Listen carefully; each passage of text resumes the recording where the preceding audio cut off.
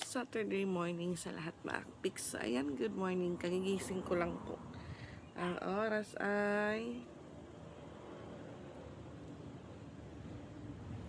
7:32 na po ng umaga mga pics. Medyo na late po tayong nagising kasi yun nga, kagabi po, dun po kami sa bahay nila Papa. Kasi ngayong araw din po is unang araw po ng padasal ni Kuya para po sa 1 year niya po mga kapiks. So, bali yung ano po ni Kuya, 1 year first death anniversary sa August 9. So, mamayang hapon ulit, alas 3 na naman po yung start ng padasal ni Kuya doon sa bahay nila Papa. So, yun nga, doon po kami kagabi nila Nika. Then, tinanggal po namin yung mga kortina doon para ipasabay po sa pagpalundri na naman ulit ng kapatid ko. Tapos yun nga, anong oras na din pa ako nakauwi.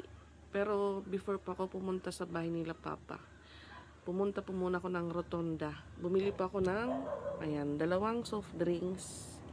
Kasi, siguro may 3 piraso pa po or 2 na lang po sa loob ng ref. Sayang naman po pag hindi ako bumili agad, tapos yun nga may customer na bibili ulit. So ngayon Sabado, hindi ko lang po muna ginising yung 2 ko po para makabawi naman po sa tulog kasi start po ng Monday to Friday. Palagi po silang early nagigising. Lalo na po si Ate Ezra. Meron po siyang alarm. Yung alarm niya po is nasa 4:40 ba yun or 4:50. Kaya pag alas 5 po mga kapiks, kasi sa umaga siya na po yung nagsasaing ng kanin. Pag ano po ng alas 5 is may kanin na po. So yung iniisip ko na lang po is mga ulam nila tuwing umaga or mga ulam po nila sa umaga. Kaya ngayon, magbabad pa ako ng labahan, pero before pa ako mag-start magbabad, may mga basura po kami dito na hindi pa po naitatapon.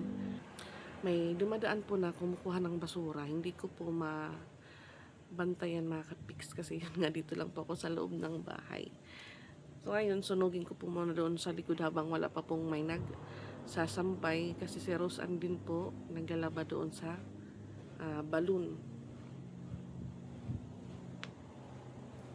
Yung tindahan din po mga kapiks, hindi ko lang din po muna binuksan.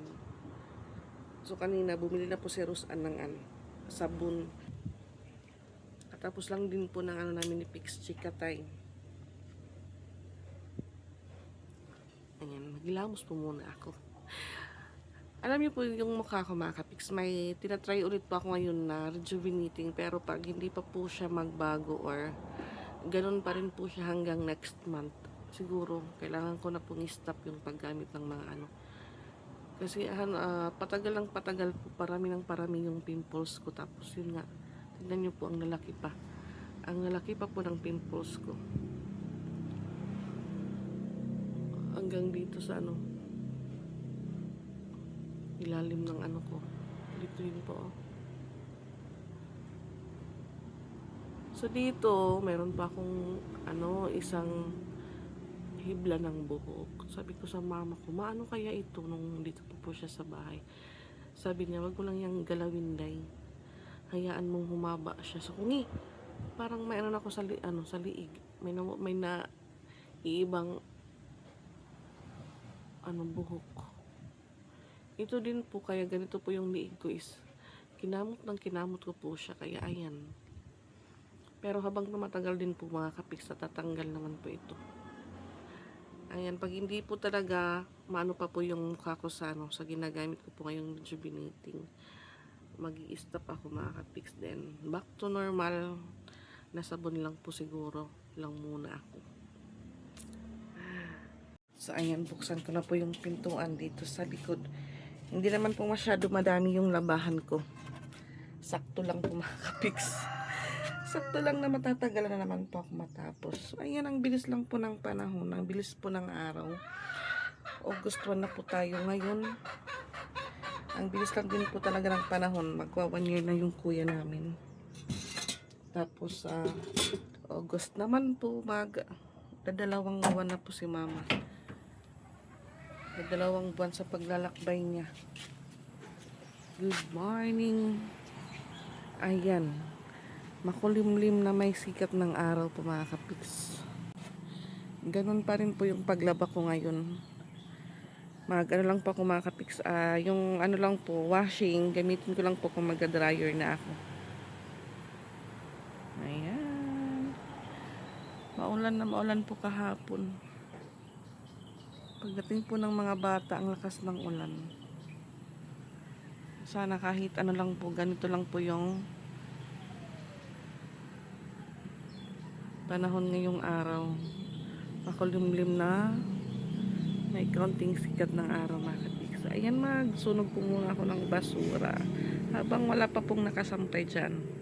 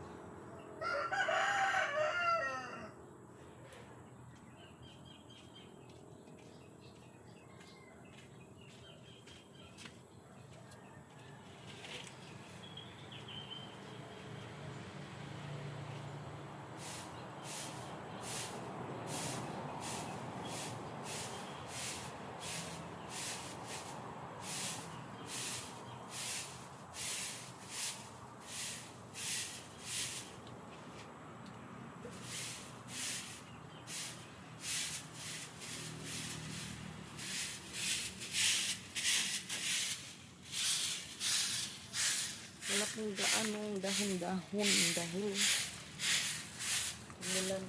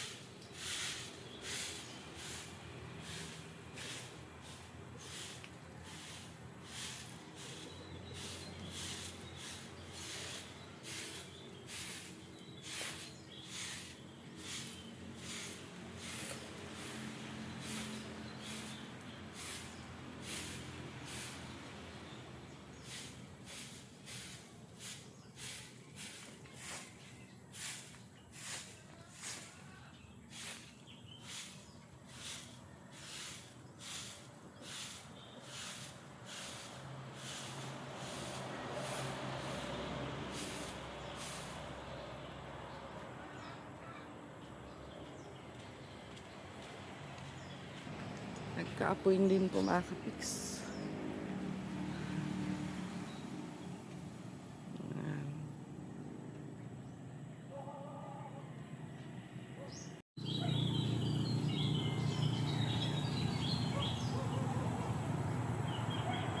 Yan mga kapiks, mag-iigib naman pa ako doon sa balon para may pangbabad pa ako ng labahan ko.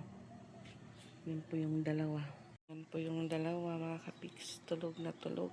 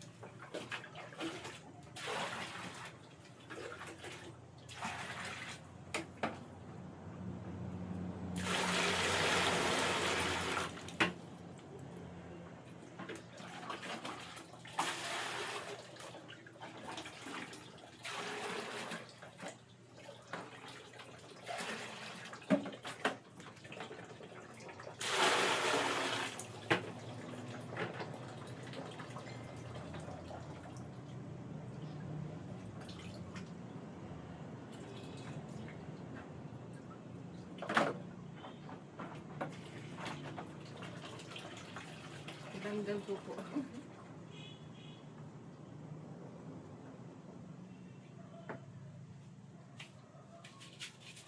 Sana pong agas, dito tayo sa balon.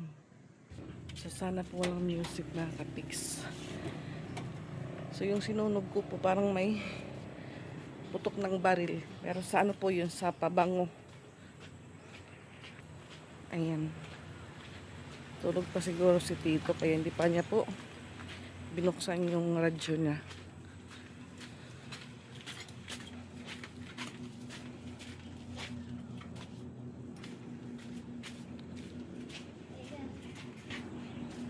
Ito po tayo mag-igib. Ayan po yung labahan ni Rosan.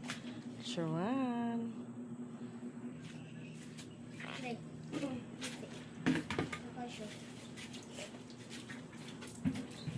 Morning. Yan pa rin.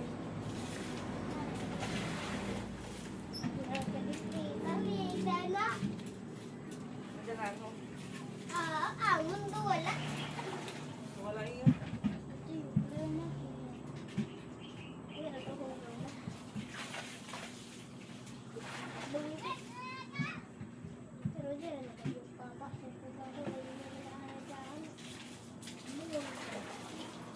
Ano pa ba?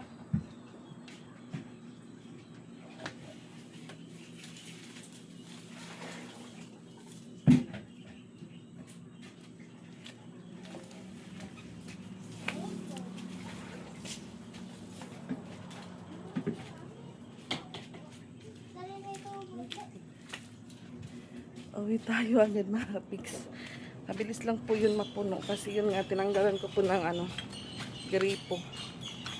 Wala po yung ano, walang magsasalin-salin ng ano tubig doon sa CR.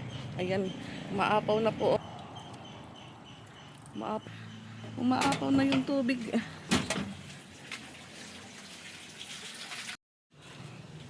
Nakakahingal po mga kapiks.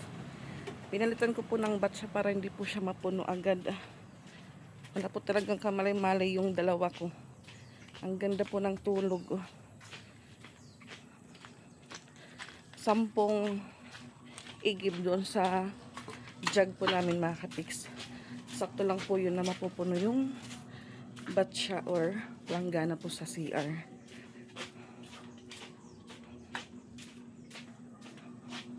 Igib tayo ulit.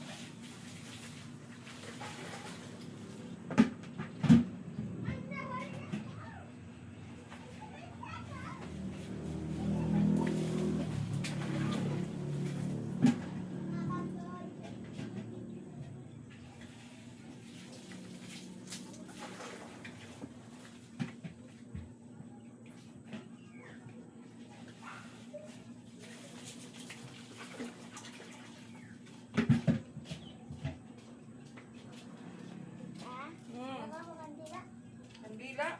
Kaya ano? Gano'n ka? Dala ko yung moon. Dala ko Go. ta. Ha? Da. May ada. Ito Apply. naman.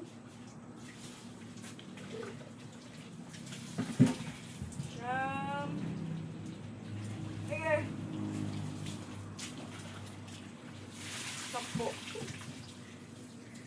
Five.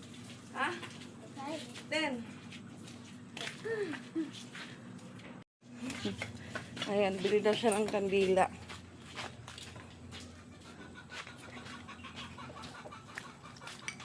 Ay, buti naman po hindi pa po umaga sa likod. So, it means hindi pa po puno yung batsa. Ayan. Ito lang naman po yung labahan ko maka-texturean. So, iuna ko pong ibabad yung damit ng mga bata. Then, yung kanilang mga uniforme. May mga natira pa ditong sabon. Dahil nagdodoble po yung ano, yung gagamit na powder. Yung mga bata, hindi po nila nakikita kung may binuksan na ba na powder o wala. At saka ayan, may bisita po ulit kami dito. Nakikitulog. Charan! Meron po tayong gwardiya. Babad muna ako mga kapis.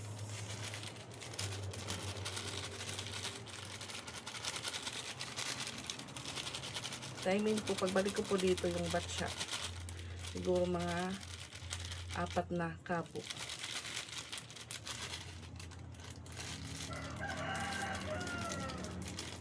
So yung mga bata po mga kapiks, hindi na po sila napapagod magbuhat ng baldi.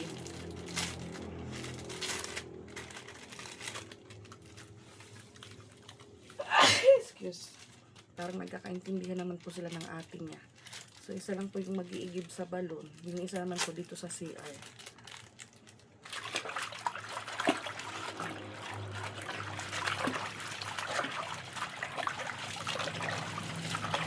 Iuna ko po muna yung mga puting damit kasi si Patpat palagi po siyang nagamit ng white t-shirt.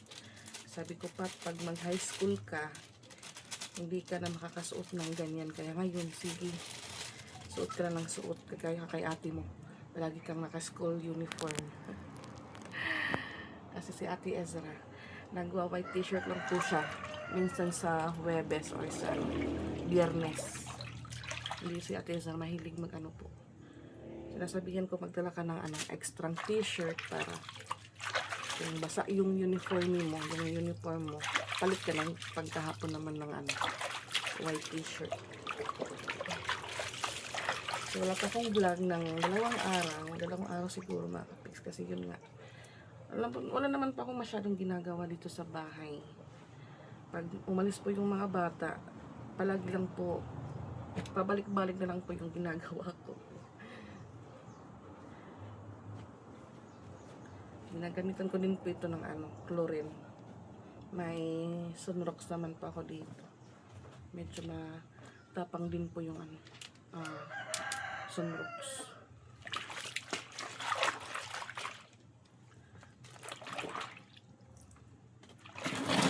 Ito tayong masyadong ginagawa kaya hindi po ako nakakapag vlog minsan. Ayan, welcome po sa ating mga new subscriber. Thank you po at paunti-unti nadadagdagan po yung mga followers sa page po ni Papa Pix. Thank you po sa support at sana yun nga mga kapix, kahit sa simpleng content ko po, nandyan po pa rin kayo nanonood sa kaingayan ko.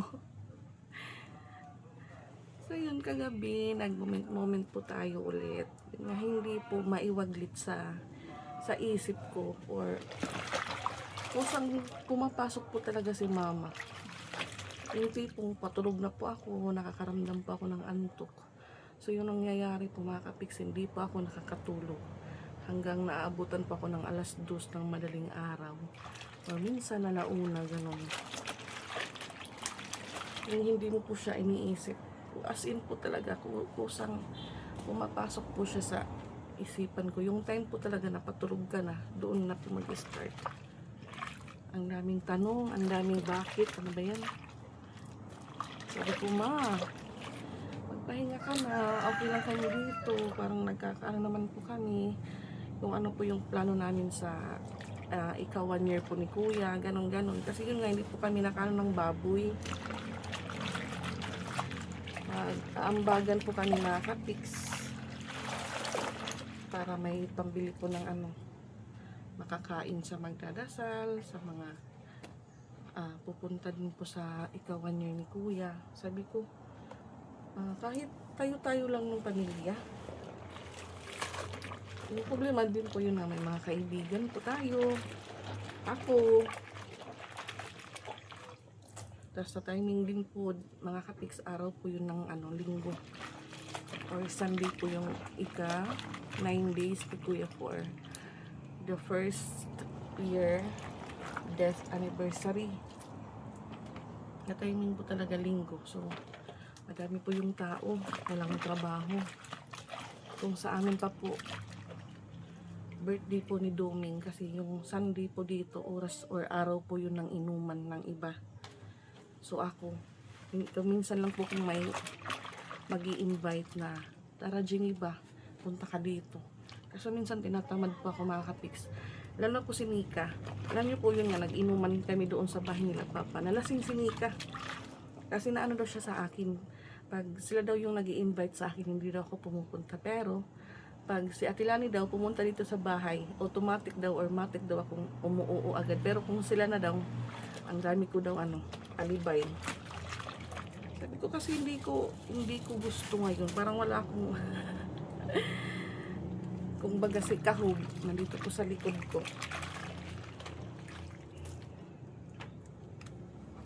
Maanda na naman po yung dalulan natin.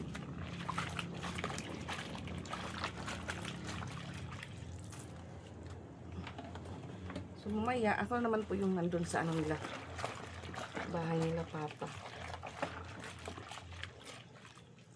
Sabi ko wala, pag ko lang Geneva. Pero si Nika, sinabihan ko na po yun na Nick, samahan mo ako doon sa bahay nila Papa mamaya. Tayo yung ano doon. Tapos yun nga din po, wala pang kandila. Hindi din po naka-prepare ng kandila na gagamitin para sa padasal ni Kuya.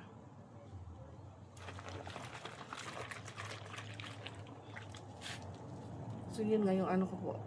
So hindi naman po lahat makakapag-ambag sa ano ni Kuya.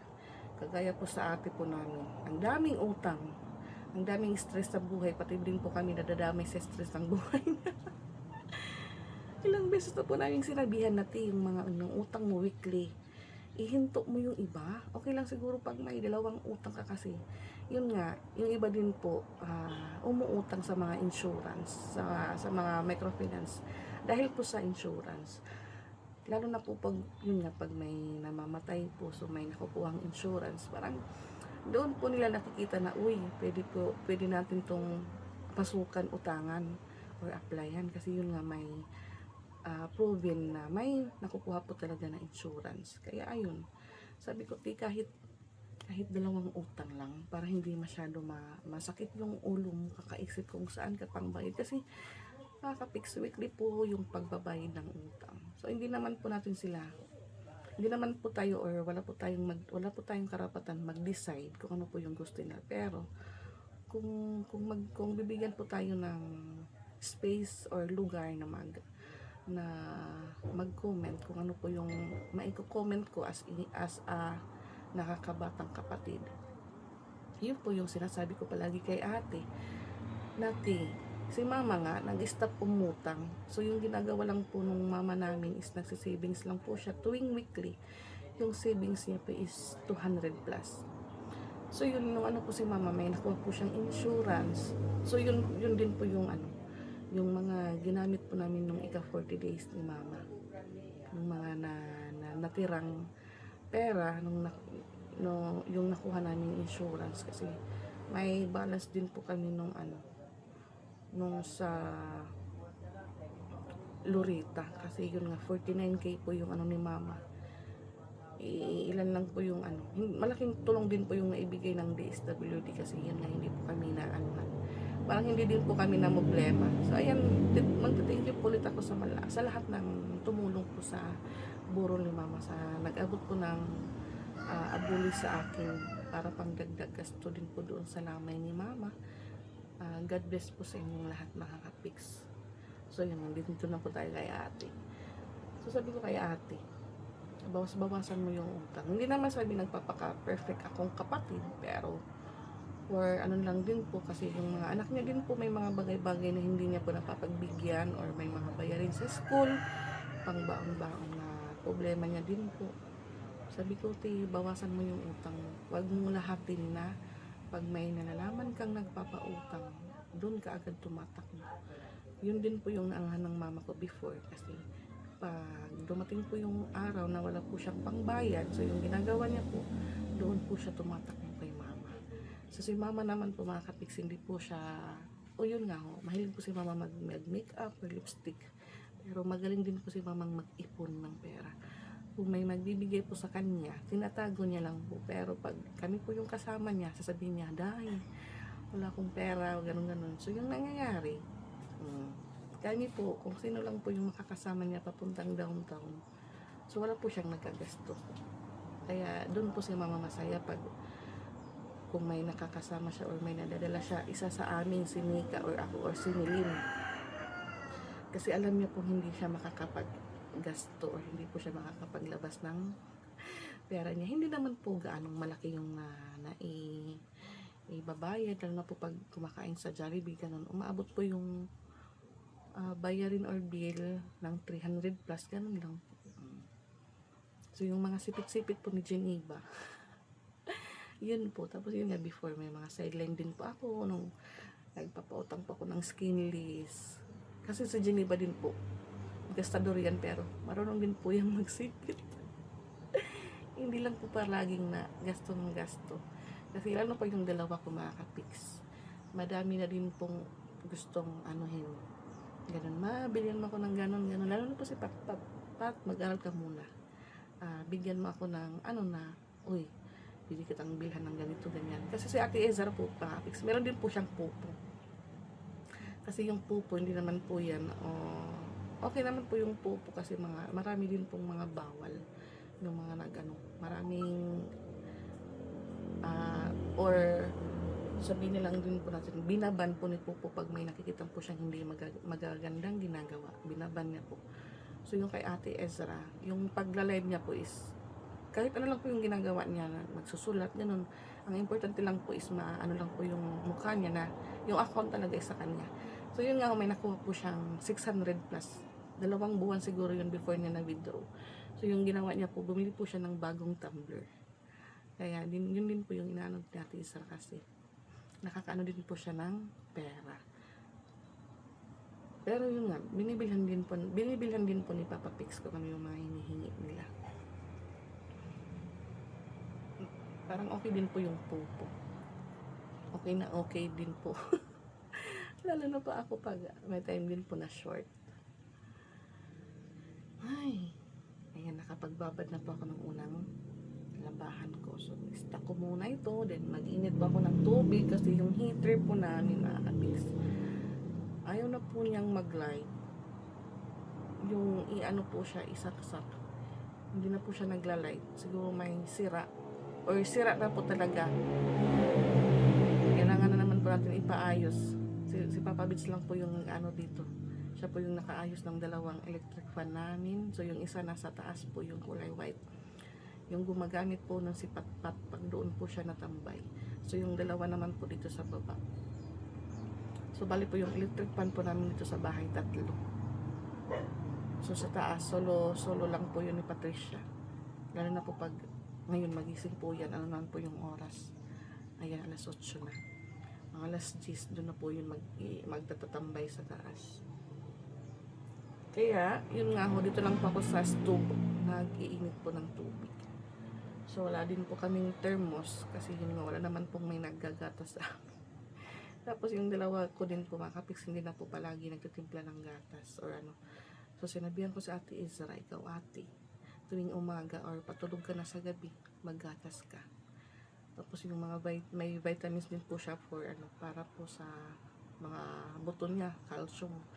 Minsan niya lang din po inumin. So, Ate Isra, pagkatapos mong maligo, pagkatapos mong kumain, yan din agad yung mga 3 minutes or 5 minutes, ganun kung nakapag-relax ka na galing sa pagkain.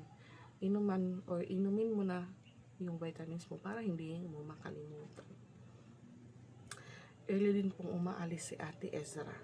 Kasi yun nga mahaba yung pila po doon sa school nila. Chinecheck po lahat. Pati kahit yung lunch bank lang po yung dala-dala, binubuksan din po. Kaya early din pong nagigising si Ate Ezra kaysa kay Patpat. So ngayon, mag-iinit po muna ako mga kapis.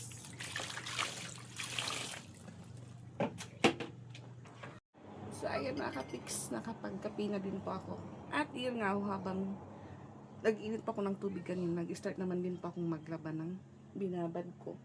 So nakapaglaban na po ako ng ilang peraso at yun nga si Ate Ezra. Ginising ko na po siya mga kapiks dahil may kumakatok na po at yun nga ho, bibili po sa tindahan. So ayan, hanggang dito lang muna yung vlog ko kasi mahaba na po mga kapiks.